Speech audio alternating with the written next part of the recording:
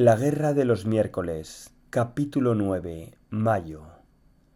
A principios de mayo la señora Sidman nos dijo durante los anuncios matutinos que este sería el mes de la concienciación sobre la bomba atómica. Se podría pensar que esto habría llamado nuestra atención, pero no lo hizo. Cada mes de mayo trae el mes de la concienciación sobre la bomba atómica en la secundaria Camilo, justo después de que el césped reverdece y la forsythia amarillea. Es tan predecible que es difícil entusiasmarse. Pero la señora Sidman había decidido claramente que este año, quizás porque era su primer año como directora, nos daría la gran M. Como vivimos tan cerca de la ciudad de Nueva York, dijo, la secundaria Camilo es ciertamente un objetivo probable para una bomba atómica si la Unión Soviética decidiera atacar. Nos concierne estar preparados. Comenzaremos una serie de simulacros de bomba atómica esta tarde. Cuando suenen las sirenas espero que todos sigan con precisión los procedimientos de simulacro de nuestro gobierno. ¿Nos concierne?, preguntó Danny. Nos atañe, señor Hapfer, dijo la señora Baker, del mismo modo en que nos atañe levantar la mano antes de hacer una pregunta. Ahora, ¿alguien podría decirme cuál sería la forma adjetiva? Los maestros no pueden evitarlo. No creo que ninguno de nosotros creyera realmente que Leonid Brezhnev estuviera sentado en las profundas y oscuras habitaciones del Kremlin tramando lanzar una bomba atómica sobre la secundaria Camilo. Pero aún así hubo una sensación inquietante cuando las sirenas empezaron a sonar justo antes del final del día y la señora Baker se levantó de su escritorio y nos aplaudió. Estoy seguro de que intentaba no torcer los ojos. Nos dijo que nos metiéramos debajo de nuestros pupitres, sin hablar. Nos dijo que pusiéramos las manos sobre la cabeza. Silencio absoluto. Y nos dijo que respiráramos, tranquila y uniformemente. De verdad, como si hubiéramos olvidado cómo hacerlo. Cuando por fin nos acomodamos, y todo esto llevó un rato, ya que Marilyn no se sentaba en el suelo hasta haber extendido primero una cartulina limpia. La señora Baker abrió la puerta del aula, bajó las persianas de todas las ventanas y apagó las luces.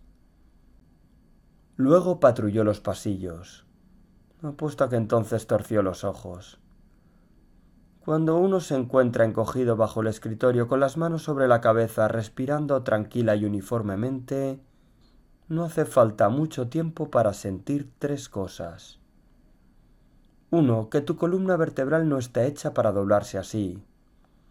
2. Que si no estiras pronto las piernas vas a sufrir un espasmo y perderás toda la sensibilidad y probablemente no podrás caminar durante mucho tiempo.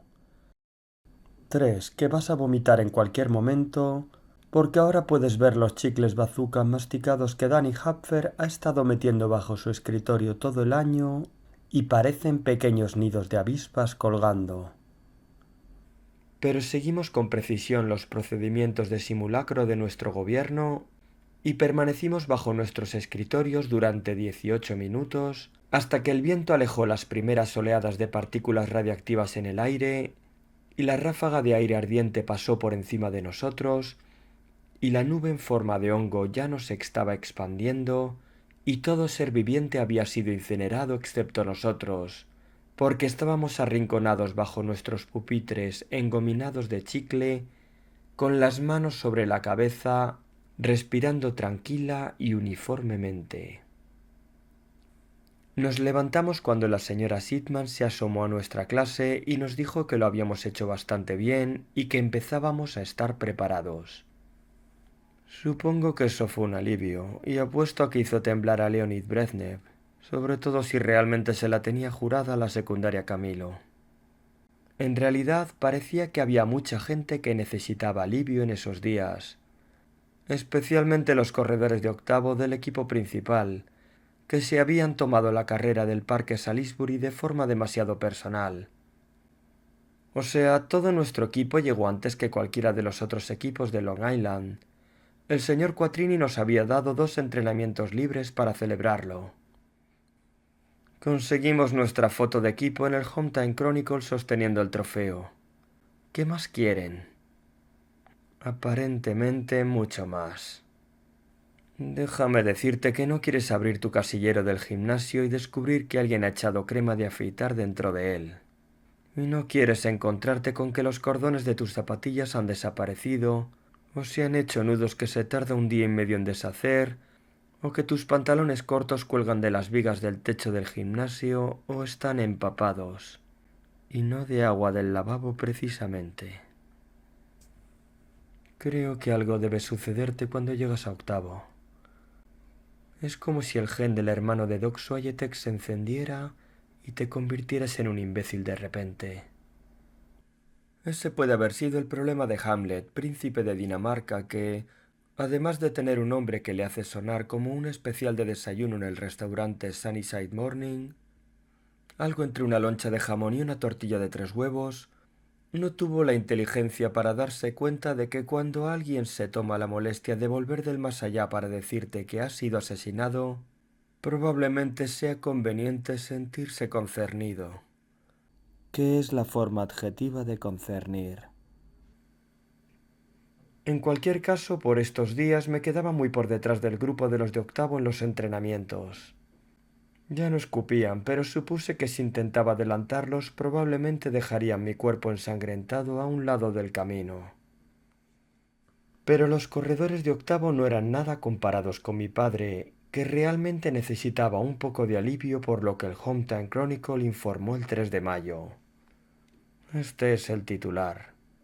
Estudio de arquitectura local renovará el estadio de los Yankees. Supongo que no tengo que deciros que la firma local de arquitectos no era Hudgood y Asociados. Era Kowalski y Asociados. El artículo contenía frases como trabajo multimillonario, compromiso de 3 años, la mayor viabilidad de cualquier empresa local y Kowalski es una apuesta segura para el empresario de la Cámara de Comercio de 1968. Todo lo cual hizo que el trabajo para la nueva escuela de secundaria pareciera bastante insulso en comparación. Las cenas fueron muy tranquilas durante unos días. Mi padre se centró sobre todo en sus habas, hasta que mi hermana señaló que una dieta constante en habas ya había matado a las ratas de laboratorio y probablemente nos estaba matando a nosotros. ¿Ves?, dijo mi padre levantando la vista. Puedes aprender todo tipo de información útil y valiosa sin ir a la Universidad de Columbia. Y eso es bueno, porque nadie está yendo a la Universidad de Columbia en estos días. ¿Verdad? Y nadie lo hará, ya que van a cerrar las clases porque sus estudiantes piensan que la vida consiste en estar en la calle y corear consignas en lugar de trabajar duro y conseguir finalmente lo que merecen. Voy a ir a la Universidad de Columbia en cuanto termine la secundaria. Irás a la Universidad de Columbia cuando las habas vuelen. Ese fue el momento en que mi hermana demostró que las habas pueden volar sobre la mesa, pasando por mi cara, en su mayor parte, hasta la maqueta de la nueva escuela de secundaria. Sapos, escarabajos, murciélagos. Esa fue la última noche que mi hermana bajó a cenar. Después de aquello, todas las noches cogía su plato y comía en su habitación, sola con los Beatles y su submarino amarillo. Probablemente no comiese ni una sola haba. Sin embargo, mi padre encontró un poco del consuelo que deseaba. Al día siguiente de la cena de las habas voladoras, llegó a casa con un flamante Ford Mustang descapotable. Era blanco con un interior de cuero rojo auténtico. Tenía una radio AM/FM. De verdad. Tenía un motor V8 390 y una transmisión de 4 velocidades que podía llevarte hasta las 160 millas por hora si querías. El cromo del capó brillaba tanto que había que apartar la vista de él cuando el sol le daba de lleno. Sonaba como poder. Era en definitiva el coche más bello y perfecto que Dios haya permitido hacer en la tierra. Mis padres iban a dar una vuelta con él todas las tardes justo después de que terminara Walter Cronkite. Salían de la entrada lentamente, mi madre nos saludaba y se reía como si estuviera aún en la escuela y estuvieran en una cita. Mi padre se concentraba en la carretera, ya que no quería que su Ford Mustang estuviera cerca de ningún otro coche que pudiera acercarse demasiado y salpicar una piedra en el cromo. Durante el día lo dejaba aparcado en la entrada, probablemente porque pensaba que quedaría bien delante de la casa perfecta, y probablemente para que Chit no aparcara allí su Volkswagen amarillo. Mi padre quería asegurarse de que la gente no pensara que conducía un escarabajo con calcomanías de flores rosas y naranjas, que nadie que compitiese para empresario del año 1968 conduciría. Por las noches, cuando ya estaba demasiado oscuro para ver el aspecto tan atractivo del Ford Mustang frente a la casa perfecta, sacaba la camioneta del garaje, metía el Mustang para protegerlo del rocío nocturno y aparcaba la camioneta en la entrada. Le encantaba el Mustang. Lo cuidaba como si fuera su reputación. Yo soñaba con conducir ese coche. La radio AM/FM encendida, la capota hacia abajo y el viento fuerte. La mano izquierda curvada alrededor del volante. La mano derecha jugando con el cambio, viendo si realmente podía alcanzar las 160 millas por hora en un tramo recto. Pero me pregunto si siquiera el flamante Ford Mustang descapotable reconfortó a mi padre la noche en que mi hermana se fue a California a encontrarse a sí misma. No supimos nada hasta la mañana siguiente. Mi padre ya estaba en el trabajo cuando mi madre fue a despertar a mi hermana y solo encontró una nota en su cama. Para cuando leáis esto estaré en algún lugar de la autopista en dirección a las montañas rocosas con Chit. Llamaré cuando pueda. No os preocupéis. Y no intentéis seguirme. Eso fue todo lo que escribió. Para la cena mi madre solo puso 3 platos. No cocinó habas. No dijo nada mientras mi padre juraba por todo lo alto que mi hermana había tomado su propia decisión, que tendría que vivir con ella, que él no enviaría ni un centavo, si se metía en problemas, que más valía que no lo llamara él primero porque era probable que le dijera exactamente lo que pensaba de ella. ¿No se daba cuenta de que eso no ayudaba a su reputación comercial ni a sus posibilidades de obtener el premio de empresario del año 1968 que ese asqueroso de Kowalski estaba tratando de robarle? ¿Y por qué no había habas para la cena de esta noche? Aquella noche mi madre no fue a dar un paseo en el Mustang con mi padre. Se fue solo sin ni siquiera escuchar a Walter Cronkite. Y yo lavé los platos solo. Me pregunté cómo sería para mi hermana, metida en un Volkswagen amarillo con Chit doblado y peludo, conduciendo hacia el atardecer, yendo a encontrarse a sí misma. Me pregunté qué encontraría exactamente. Y me pregunté si no sería mucho mejor salir a buscarse a sí misma en un flamante Ford Mustang descapotable con un motor 390. Nuestra casa se volvió silenciosa y quieta. Mi padre dejó de regar los arbustos de azalea que había a lo largo del paseo de la entrada, y estos se cayeron y empezaron a morir. No había música en el piso de arriba. Ya no había habas, lo cual, permitidme deciros, no me apenó demasiado. Pero apenas se hablaba, y las palabras se elegían cuidadosamente, ya que había muchas cosas de las que nadie quería hablar. Algo así como las cosas entre Claudio, Gertrudis y Hamlet. No puedes decir mucho si todo el tiempo te estás preguntando si los demás están pensando realmente en lo que se supone que no debes pensar, porque tienes miedo de que lo que se supone que no debes pensar te conturbe con miedo y asombro. Como podéis ver, la señora Baker me hizo leer la tragedia de Hamlet, príncipe de Dinamarca, para el mes de mayo, creo que como castigo por haberme tomado el mes de abril de descanso. Era una obra lenta, e incluso Romeo superaba en todo a Hamlet. El fantasma estaba bien, y los sepultureros, pero cuando escribes sobre personajes que hablan demasiado, la única manera de demostrar que hablan demasiado es hacerlos hablar demasiado. Y eso se vuelve molesto. Así que cada vez que veía un discurso de Hamlet o Polonio, o bueno, de cualquiera, me lo saltaba rápidamente. Y no creo que me perdiera nada. Compartí esta perspectiva de la lectura de Shakespeare con Mary Lee, que, por cierto, no se iba a mudar, y ahora sabía quién era Mickey Mantle y había memorizado toda la lista de los Yankees. «No creo que sea una buena manera de leer», dijo Mary Lee. «¿Por qué no?» «No puedes saltarte las partes aburridas». «Por supuesto que puedo saltarme las partes aburridas». «¿Cómo sabes que son aburridas si no las lees?» «Me doy cuenta». «Entonces no puedes decir que has leído toda la obra».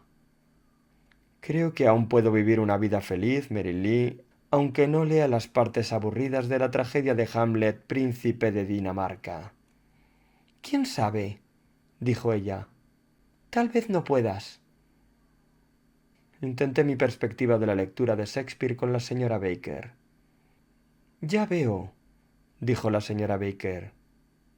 «Pero esta obra en particular no plantea un problema para su nuevo método, señor Hoodhood». «¿Qué problema?» «Que no hay partes aburridas en esta obra, la más grande de Shakespeare». Me miró y estuvo a punto de cruzar los brazos sobre el pecho, pero se detuvo en el último segundo. «Supongo que eso sería un problema», dije. «Léala toda», dijo la señora Baker. «Incluso a Polonio». «¿Y si me aburre?» «No se aburrirá». «Ya me he aburrido». «Entonces le sugiero que empiece de nuevo. Esta es la historia de un hijo al que se le pide cobrar venganza por el terrible asesinato de su padre. Pero él no está seguro de poder confiar en nadie de su familia. ¿Qué podría hacer usted en una situación así?» «Atropellaría al asesino con un Ford Mustang». «Sin recurrir a medidas extremas». «Bueno, supongo que empezaría por buscar a alguien en quien confiar». La señora Baker asintió. «Ahora», dijo, «comience la obra». Al día siguiente, justo después del recreo, las sirenas de la bomba atómica volvieron a sonar en la secundaria Camilo. Supongo que Leonid Brezhnev seguía en ello. Volvimos a apretarnos bajo nuestros pupitres y nos pusimos las manos sobre la cabeza. «Sin hablar. Silencio absoluto. Respirad tranquila y uniformemente». «Esto apesta», dijo Danny Hapfer. «No hablen, por favor», dijo la señora Baker. «Tengo una pregunta», dijo Danny.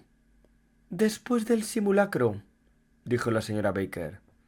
«Esto es importante», dijo Danny. La señora Baker suspiró. «¿Qué pasa, señor Hapfer?» «¿No es peligroso para usted no estar bajo su escritorio?» «Gracias por su preocupación. Correré el riesgo». «Ya, pero supongamos que una bomba atómica cayera realmente justo encima de la secundaria Camilo». «Entonces», dijo la señora Baker, «no tendríamos que analizar ninguna oración el resto de la tarde». «Podría valer la pena», susurró Danny. Si Danny sonaba un poco insolente, tenéis que daros cuenta de que se acercaba su bar mitzvah, y estaba más aterrorizado por su bar mitzvah que por una bomba atómica. Se encontraba muy susceptible al respecto, incluso cuando tratabas de animarlo. «Llevas un año tomando clases de hebreo para esto», le recordaba. «Años», ¿Qué tan difícil puede ser? ¿Qué tan difícil puede ser? ¿Qué tan difícil puede ser? ¿Qué tan difícil crees que puede ser si tu rabino está de pie junto a ti y tus padres y abuelos te están mirando junto con cada tía y tío y primo segundo, incluso algunos que nunca has conocido, y dos tías abuelas que emigraron de Polonia en 1913, y un tío abuelo que escapó del zar? Y cada uno de ellos te está mirando y está llorando y esperando a que cometas un error. Y si lo haces, gritarán la palabra correcta y te mirarán como si hubieses avergonzado a toda la familia y nunca podrás entrar en la sinagoga. ¿Qué tan difícil crees que puede ser eso? Tal vez ayudaría si te encogieras bajo tu escritorio y respiraras tranquila y uniformemente. Sí, puede que ayude. Puede que ayude si te meto este chicle en la nariz. Mary Lee, Maisie y yo decidimos que debíamos encontrar mejores formas de ayudar a Danny que dejar que nos metiese chicle en la nariz. Así que durante casi todo el mes de mayo nos quedamos dentro del aula en el recreo y lo escuchamos recitar lo que iba a leer en la ceremonia, aunque no teníamos ni idea de si las palabras que decía eran las correctas o no. Al final de cada recreo él siempre estaba listo para huir a California. No puedo hacer esto, decía. Sí puedes hacerlo, le contestábamos. No quiero hacer esto. Sí quieres hacerlo. Ni siquiera me importa esto, volví a decir. Sí te importa, repetíamos nosotros. Era una especie de obra de teatro, de lo cual, como sabes, tengo cierta experiencia. Así fue todos los días. Como podréis entender, esto no nos ponía de humor para los simulacros de la bomba atómica, lo cual era una pena, ya que en mayo no hubo un solo día en que no practicáramos para la bomba atómica. Mary Lee y Maisie se pasaban la mayor parte del tiempo bajo sus pupitres cantando suavemente la música de Camelot, cosa que a la señora Baker no parecía importarle, aunque se suponía que debía haber silencio absoluto. Danny practicaba su hebreo, lo cual era difícil de hacer cuando tienes las manos entrelazadas sobre la cabeza. Yo le lanzaba bolas de saliva, lo cual es aún más difícil de hacer cuando tienes las manos entrelazadas sobre la cabeza. Y Doc Swayetek se dormía. Y cuando se dormía de verdad. Dejadme deciros que no quieres estar en séptimo y que la gente te oiga roncar. Lo que escuchas cuando te despiertas es humillante. No es tan humillante como unas mallas de color amarillo con plumas blancas en el trasero, pero es lo suficientemente humillante. Uno de los simulacros de bomba atómica tuvo lugar un miércoles después del mediodía, más o menos a mitad de mes, justo cuando los Yankees estaban bateando .187 como equipo y estaban atascados en el 9º lugar de nuevo, igual que el año anterior. Era uno de esos días calurosos y tranquilos que llegan antes del verano y que te recuerdan cómo va a ser julio. Cuando me metí debajo del escritorio pude sentir inmediatamente que el aire allí estaba algo pesado y vaporoso y que iba a empezar a sudar muy rápidamente. Y así fue. Era realmente injusto, ya que todos los demás se habían ido ya al templo Bethel o a San Adalberto. Creo que la señora Baker estaba de acuerdo. Esto, señor Hoodhood, es ridículo, dijo, y ni siquiera estaba metida debajo de su escritorio. Me asomé por debajo de mi escritorio. Mis manos seguían cerradas sobre mi cabeza. Señora Baker, dije, aunque se suponía que estaba respirando en silencio. Sí, dijo ella. ¿Le importaría no llamarme señor Hoodhood? Suena como si estuviera hablando con mi padre. La señora Baker se sentó en el escritorio de Danny. «Todavía estás enfadado por el día de la inauguración», dijo. «Es que no quiero ser él todavía». «Pero tienen aspectos similares». «Mary Lee me mostró tu dibujo. Era maravilloso». «Cualquiera puede ver que tienes alma de arquitecto». «Tal vez», dije. «Pero quieres decidir por ti mismo». dijo la señora Baker. Asentí con la cabeza. Quería decidir por mí mismo. —¿Y tienes miedo? —dijo la señora Baker— de no tener la oportunidad. —Que no tendré la oportunidad de ver lo que puedo hacer con los tiros penetrantes de la fortuna injusta —dije. —No mucha gente tiene la oportunidad —dijo la señora Baker—. Incluso Hamlet esperó demasiado. Las sirenas sonaron como para recordarnos que se supone que debíamos guardar silencio absoluto. —¡Ah, esto es ridículo! —dijo de nuevo la señora Baker. Aquí estamos, en la mitad del acto tercero, y tenemos que dejar a Shakespeare y acurrucarnos debajo de un escritorio para un simulacro de bomba atómica que es, según mi cuenta, la 16ª vez que has practicado acurrucarte debajo de un escritorio, como si alguien necesitara practicar acurrucarse debajo de un escritorio. Torció los ojos. Entonces pareció tomar una decisión repentina. Dejó de patrullar los pasillos y volvió al guardarropa. Parecía estar hurgando, y de repente se oyó un estruendo y una salpicadura, y casi instantáneamente todo el aula olía como si Long John Silver y su tripulación estuvieran cantando con botellas de ron. Muchas botellas de ron. La voz de la señora Baker salió del guardarropa. —Parece que la vasija con la sidra de la señora Kabakov se ha caído del estante superior. ¿Podría correr y traer al señor Vendlery? Lo hice. Cuando entré en el aula sus ojos se abrieron de par en par. —Huele a cervecería en esta clase —dijo. —Efectivamente —dijo la señora Baker—. Tendrá que ventilarlo después de fregar la sidra. —No puedes quedarte aquí con un olor así —dijo él. —Cierto —dijo la señora Baker y me miró—. Entonces tendremos que ir de excursión. —¿Una excursión? —pregunté. Vamos a inspeccionar puntos de interés arquitectónico local. Me lo pensé un momento. ¿Hay alguno? La señora Baker había sacado sus zapatillas blancas del cajón inferior de su escritorio. Me miró. —Sí —dijo. Caminamos juntos hasta la secretaría, donde todas las secretarias estaban arrinconadas bajo sus escritorios, y la señora Baker le explicó a la señora Sidman que nuestra aula olía como una cervecería y que ciertamente no creía que pudiese mantener a un alumno allí y que le gustaría aprovechar la oportunidad para ir de excursión mientras el señor Vendlery limpiaba el aula.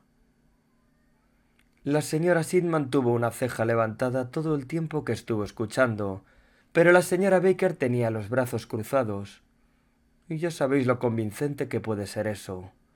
Así que la señora Sidman aceptó y la señora Baker rellenó un formulario y una de las secretarias salió de debajo de su escritorio y llamó a mi madre y luego nos subimos al coche de la señora Baker y me llevó por los alrededores y me enseñó todos los puntos de interés arquitectónico local.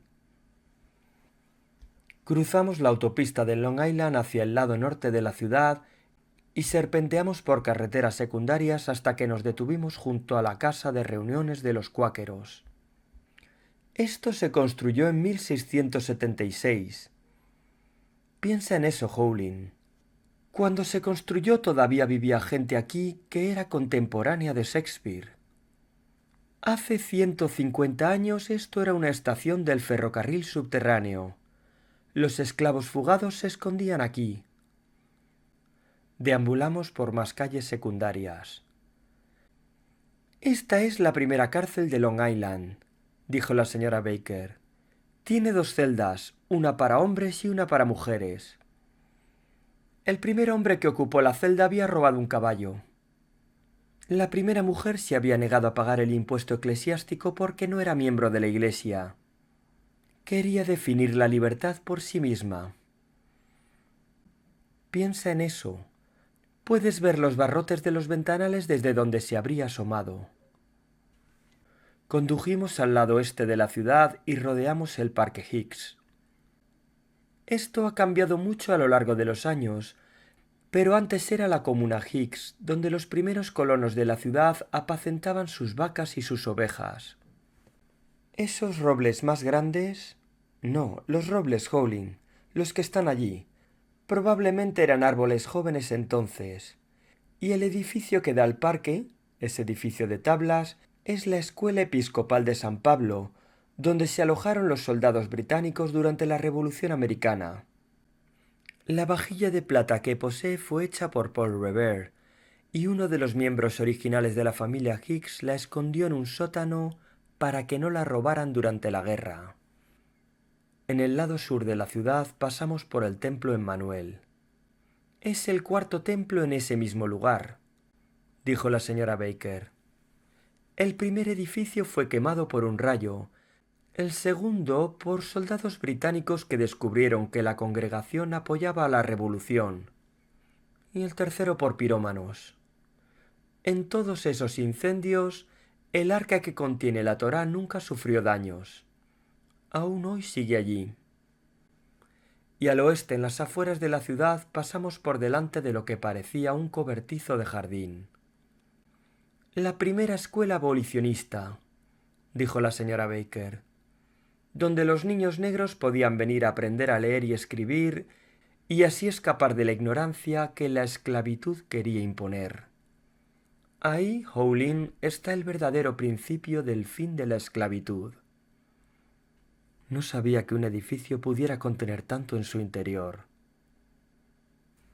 En un día azul y brillante, en el que no había ninguna bomba atómica en el horizonte, en el que las nubes altas estaban pintadas sobre un lienzo azul, en el que los tulipanes se erguían firmes y las azaleas florecían, excepto los que estaban enfrente de la casa perfecta, y los perros ladraban ante todos los nuevos olores, vi mi ciudad como si acabara de llegar.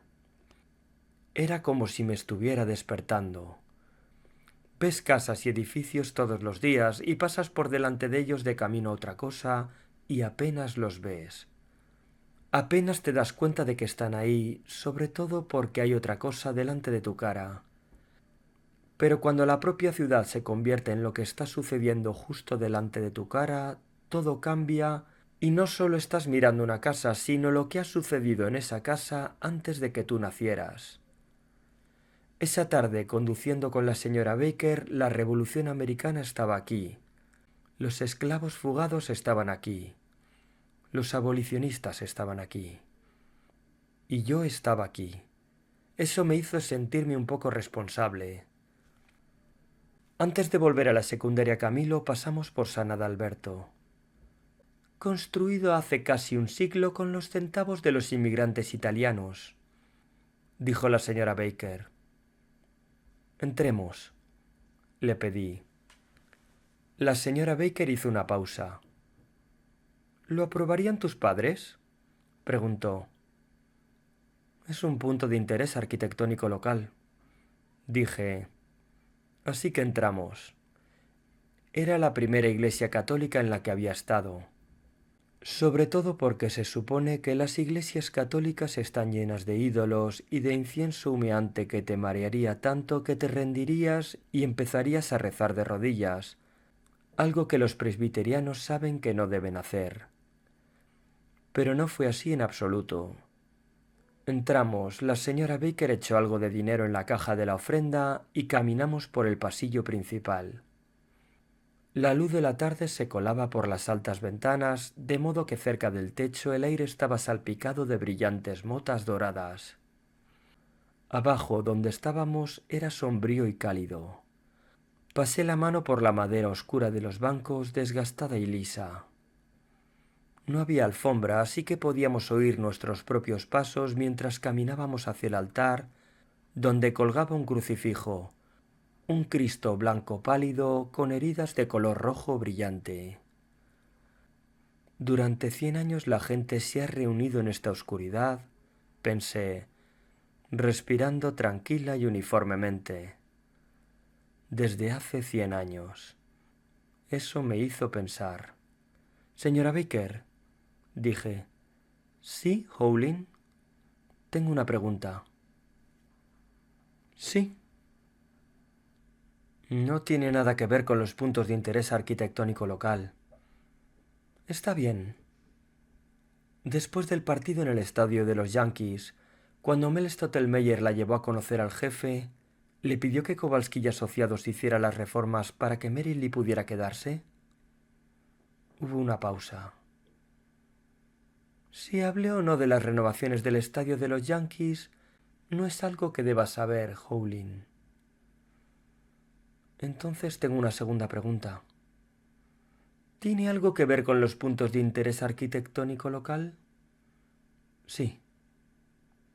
¿Cuál es tu pregunta? Si cae una bomba atómica, la secundaria Camilo y todo lo que hemos visto hoy desaparecerá, ¿no? Otra larga pausa. Sí, dijo finalmente. Y realmente no importará si estamos bajo nuestros escritorios con las manos en la cabeza, ¿cierto? No, dijo la señora Baker. Realmente no importa. Entonces, ¿por qué practicamos? Pensó durante un minuto. Porque da consuelo, dijo. A la gente le gusta pensar que si está preparada no puede pasar nada malo. Y tal vez practicamos porque sentimos que no hay nada más que podamos hacer, porque a veces parece que la vida está gobernada por los tiros penetrantes de la fortuna injusta. ¿Hay algo más que podamos hacer? Ella sonrió. No era una sonrisa de maestra. Dos cosas, dijo. Primero, aprendes a esquematizar las frases, y es de mala educación torcer los ojos, Howling. Aprende todo lo que puedas, todo. Y luego utiliza todo lo que hayas aprendido para crecer y convertirte en un hombre sabio y bueno. Eso es lo primero. En cuanto a lo segundo, ese mediodía encendí por primera vez una vela en una iglesia católica. Yo, un presbiteriano, encendí una vela en el aire cálido, oscuro y con olor a cera de la iglesia San Adalberto. La puse al lado de la que había encendido la señora Baker. No sé por qué rezó ella, pero yo recé para que ninguna bomba atómica cayera nunca sobre la secundaria Camilo, o la casa de reuniones de los cuáqueros, o la vieja cárcel, o el templo Emmanuel, o el parque Higgs, o la escuela episcopal de San Pablo, o la iglesia de San Adalberto. Recé por el teniente Baker, desaparecido en combate en algún lugar de las selvas de Vietnam, cerca de Khe Sanh. Recé por Danny Hapfer, que estaba sudando en la escuela de hebreo en ese momento. Recé por mi hermana, a bordo de un escarabajo amarillo camino de California, o tal vez ya estaba allí, tratando de encontrarse a sí misma. Y esperaba que estuviera bien rezar por un montón de cosas con una sola vela. Esa tarde, cuando volví a casa, ni la camioneta ni el Mustang estaban aparcados, y toda la casa estaba vacía.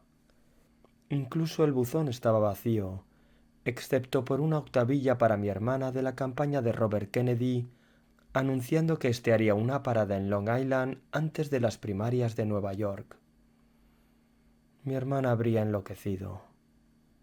Y me di cuenta de que la mayor parte del vacío en la casa era la ausencia de mi hermana. Tal vez la primera vez que sabes que realmente te importa algo es cuando piensas que no está ahí y realmente sabes, que el vacío está tanto dentro como fuera de ti. Porque resulta que lo que tenemos no lo valoramos mientras lo disfrutamos, pero cuando nos falta y lo perdemos, entonces nos damos cuenta de su valor y entonces encontramos la virtud que la posesión no nos mostraba mientras era nuestro. Fue entonces cuando supe por primera vez que realmente quería a mi hermana. Pero no sabía si deseaba más que volviera o que encontrara lo que fuera que estaba tratando de encontrar. Veréis, este es el tipo de cosas en las que empiezas a pensar cuando estás leyendo Hamlet, príncipe de Dinamarca. No puedes evitar sentirte un poco melancólico, aunque si tuvieras que interpretarlo en el escenario del teatro del festival, al menos serías un príncipe y llevarías una capa negra en lugar de ser un hada y lucir medias amarillas. Y por esto, cuando mi hermana llamó aquella noche, mucho después de que mi madre y mi padre se hubieran acostado, cuando sabía que yo sería el único despierto para atender el teléfono, me puse a llorar enseguida. Y ella también lo hizo. Los dos sin decir nada, solo llorando en el teléfono. ¡Qué idiotas! En algún momento, entre llanto y llanto, me enteré de que estaba en Minneapolis, que supongo que está de camino a California, que estaba sola, que le quedaban exactamente $4 en el bolsillo, que no sabía qué iba a hacer, porque el billete de autobús a Nueva York costaba $44,55, y que no podía nunca, nunca, nunca decirle a papá o a mamá que había llamado porque no podría soportar lo que le dirían, y ni siquiera estaba segura de si le dirían algo. Y que qué iba a hacer ahora. Supongo que no se había encontrado a sí misma. ¿Dónde estás?, le pregunté. En la estación de autobuses. ¿Cómo crees que iba a saber que un billete a Nueva York cuesta $44,55? ¿Hay una ventanilla de Western Union allí? Por supuesto que hay una ventanilla de Western Union aquí. Todas las estaciones de autobuses tienen una ventanilla de Western Union. Se detuvo un momento. Supongo que estaba mirando a su alrededor. ¿Howlin? Sí. No veo una ventanilla de Western Union aquí. La operadora nos dijo que casi se nos había acabado el tiempo y que debíamos depositar 35 céntimos por otros 3 minutos. ¡No tengo más monedas!, gritó mi hermana. Ve a la estación de Western Union más cercana mañana por la mañana, dije rápidamente. Yo... Entonces el teléfono se apagó. Todo por unos estúpidos 35 centavos en monedas. Como si la compañía de teléfonos Bell fuera a quebrar por una llamada de Minneapolis a Long Island en medio de la noche. No sabía si mi hermana había oído lo que le había dicho al final, pero la mañana siguiente esperé en la puerta del Banco Commerce, en la calle Commerce, no estoy bromeando, hasta que abrió a las 10 en punto. Puede que esto nos parezca gran cosa, pero si supierais que la calle Commerce está solo a una manzana de la avenida Lee, y que me había estado escondiendo de los ojos que se habrían preguntado por qué no estaba en la secundaria Camilo durante la última hora, quizás os impresionaría. Entregué mi bono de ahorro de $100 del Parque Salisbury a la cajera. ¿No se supone que deberías estar en la escuela?, preguntó. Me preocupa un poco que caiga una bomba atómica, dije. Probablemente la escuela sobreviva el día de hoy. ¿Qué quieres hacer con este bono? Tengo que cambiarlo por dinero, expliqué. Miró la fecha. Si lo entregas en efectivo ahora solo obtendrás $52. Si lo conservas dentro de unos años valdrá $100. No tengo unos años, dije. ¿Por la bomba atómica? No. Le dio la vuelta al bono de ahorro y lo miró de nuevo. ¿Saben tus padres que estás cobrando esto? Sí, dije. Ya, lo sé, lo sé. No tienes que contármelo. La cajera acariciaba el bono de ahorro. Muy bien, dijo finalmente. $52. Espero que vayas a hacer algo que valga la pena con el dinero. Asentí con la cabeza y ella contó los billetes sobre el mostrador. Más abajo en la calle Commerce estaba la Western Union. Puse el dinero en el mostrador. Necesito enviar todo este dinero a Minneapolis, dije. Va de visita, ¿verdad?, preguntó el hombre de Western Union. Esto era peor que una broma de maestros. Esto era incluso peor que una broma de enfermeras. Tengo que enviárselo a mi hermana. El hombre de Western Union lo contó. A la Western Union más cercana a la estación de autobuses de Minneapolis, por favor. Ah, dijo. Sacó un directorio y lo hojeó. Tardó una media hora en encontrar Minneapolis. Bueno, explicó lentamente, quitándose las gafas. Parece que tienen 2 estaciones de autobuses. Está la de la avenida Heather y está la de la Salle. Avenida Heather, dije. Envíelo a la avenida Heather. El hombre de Western Union volvió a ponerse las gafas. Te costará $1,75, dijo. Bien. ¿Y cómo se llama el destinatario? Se lo dije y él cogió el dinero y envió $50,25 a Minneapolis, Minnesota, a una estación de Western Union en Heather Avenue. Aunque yo no sabía si mi hermana estaba en esa estación, ni sabía siquiera si ese dinero iba a llegar.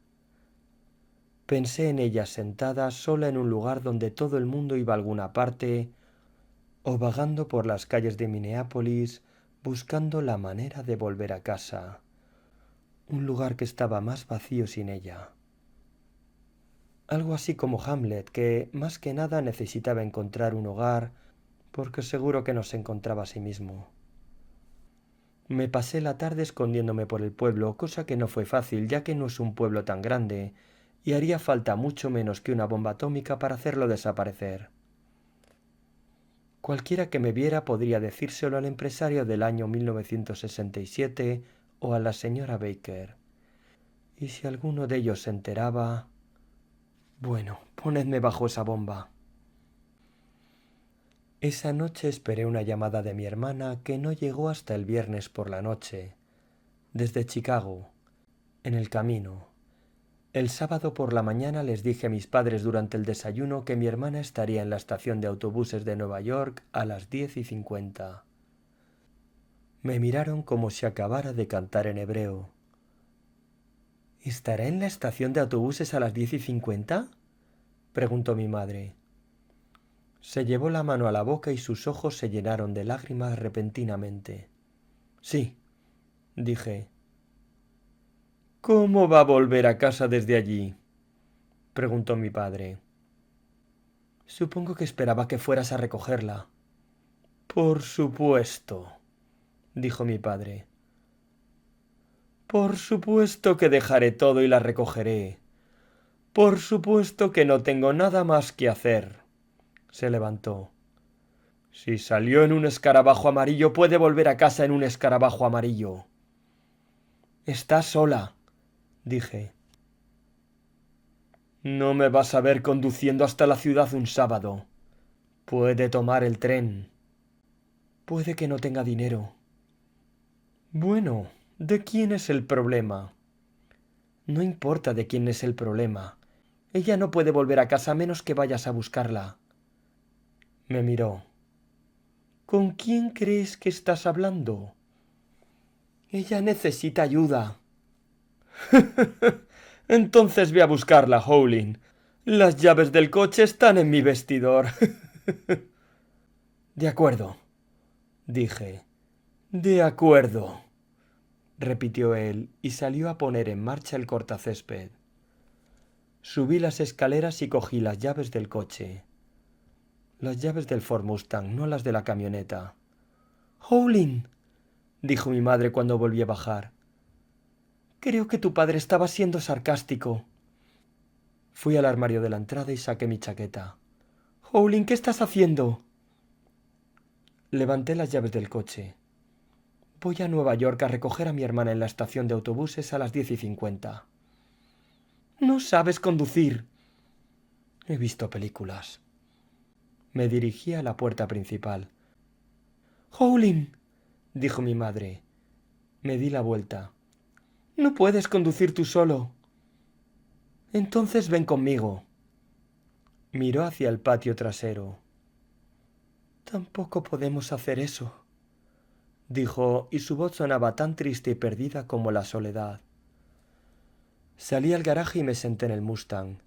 El cuero rojo aún olía nuevo. El volante se sentía bien en mis manos. No es que no hubiera conducido nunca. Mi madre me había dejado conducir la furgoneta por los estacionamientos, esos grandes de la playa Jones, donde puedes recorrer 2 o 3 millas antes de chocar con algo más peligroso que una gaviota. Había subido de la primera velocidad muchas veces, incluso había metido la tercera en 2 ocasiones. y el Mustang era más pequeño y manejable que la camioneta. Probablemente solo tenía que pensar en girar y el coche lo sentiría. Pero conducir por los aparcamientos de la Playa Jones es muy diferente a conducir por la autopista de Long Island a Nueva York.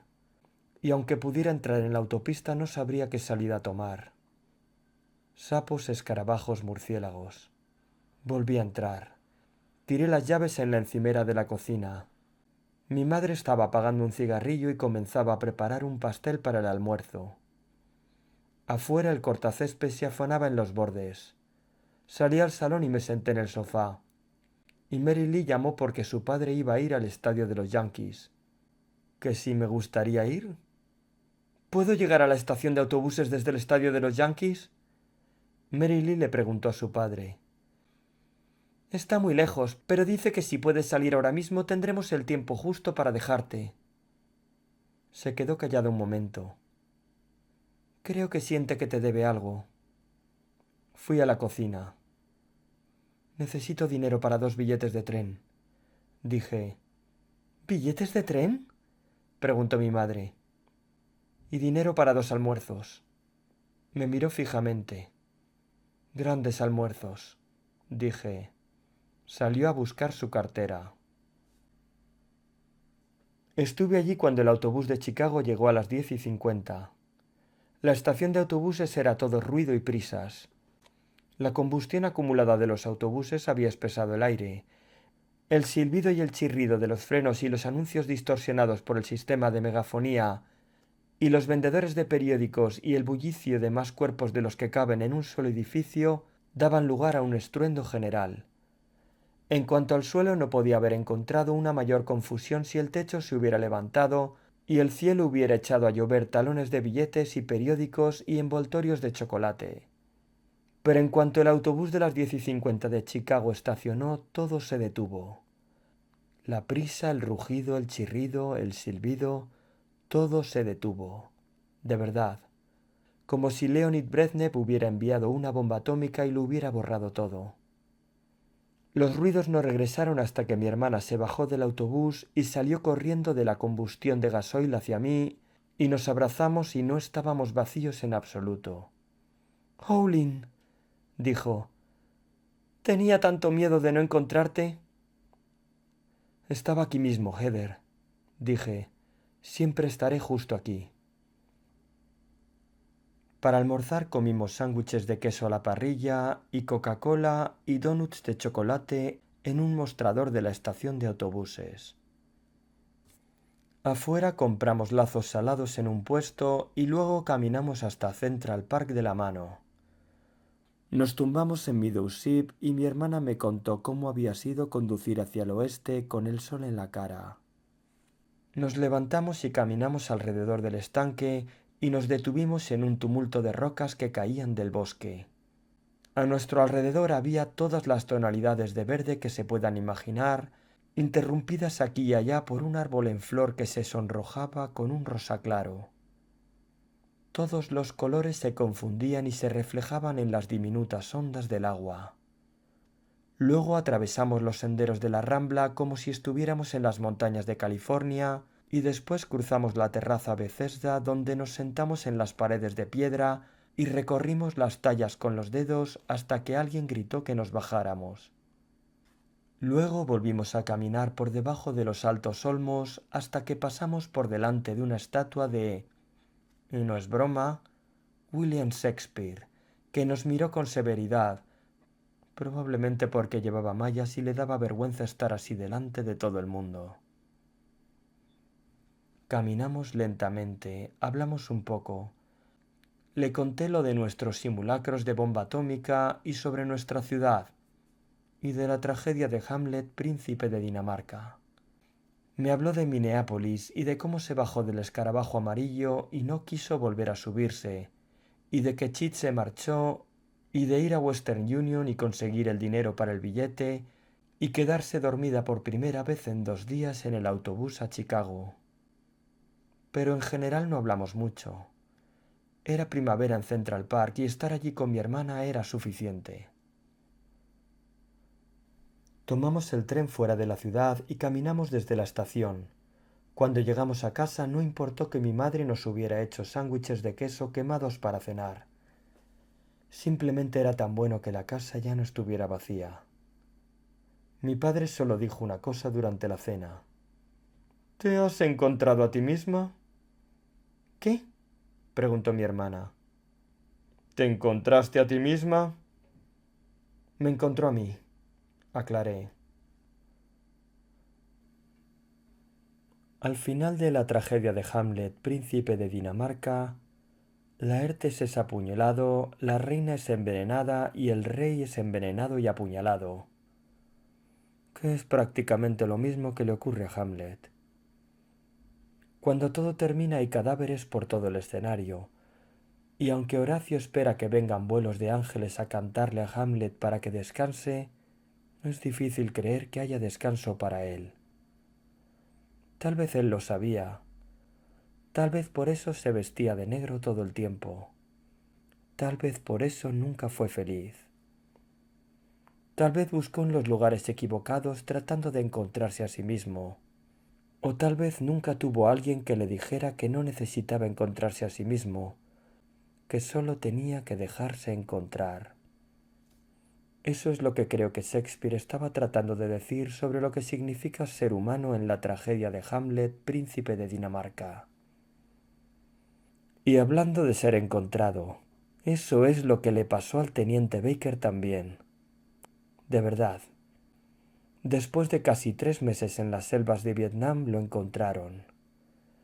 Yo estaba allí el último miércoles de mayo por la tarde, un día fresco y azul, cuando la señora Sidman entró con un sobre y se lo entregó a la señora Baker. Ella lo cogió con manos temblorosas. Rompió la parte superior lentamente y luego se quedó paralizada sosteniendo el telegrama, incapaz de sacarlo para leerlo. ¿Puedo ayudarla?, dijo la señora Sidman. La señora Baker asintió. Y luego me llevaré a Holling a mi despacho para que pueda estar sola. La señora Baker me miró y supe que no me iba a enviar al despacho de la señora Sidman para quedarse sola. No se manda a alejar a alguien que ha encendido una vela contigo. Supongo que eso no será necesario, dijo la señora Baker. La señora Sidman cogió el sobre y le tendió el telegrama abierto a la señora Baker, pero la señora Baker cerró los ojos. Léalo, susurró. La señora Sidman me miró y luego bajó la vista al telegrama. Luego leyó la primera línea. Dulces ojos, stop. Piensa en el sonido que haces cuando sueltas el aire después de aguantar la respiración durante mucho, mucho tiempo. Piensa en los sonidos más alegres que conozcas. El sonido del amanecer en el primer día de las vacaciones de primavera. El sonido de una botella de Coca-Cola abriéndose. El sonido de una multitud animándote porque estás llegando a la última parte de la carrera y estás en la delantera. Piensa en el sonido del agua sobre las piedras en un arroyo frío y en el sonido del viento entre los árboles verdes en una tarde de mayo en Central Park. Piensa en el sonido de un autobús que entra en una estación trayendo a alguien a quien quieres. Ahora, mézclalos todos y todavía no sería nada comparado con el sonido que la señora Baker emitió aquel día desde algún lugar profundo en el que casi se había rendido cuando escuchó la primera línea de aquel telegrama.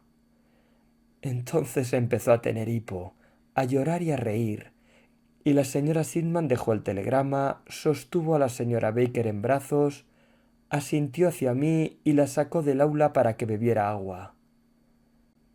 Y sé que no debería haberlo hecho, pero cogí el telegrama y leí el resto. Esto es lo que decía. Dulces ojos, stop. Fuera de la selva, stop. Ok, stop. En casa a tiempo para llegar a las fresas, stop. Te amo, stop. Shakespeare no podría escribir mejor. Fin del capítulo 9.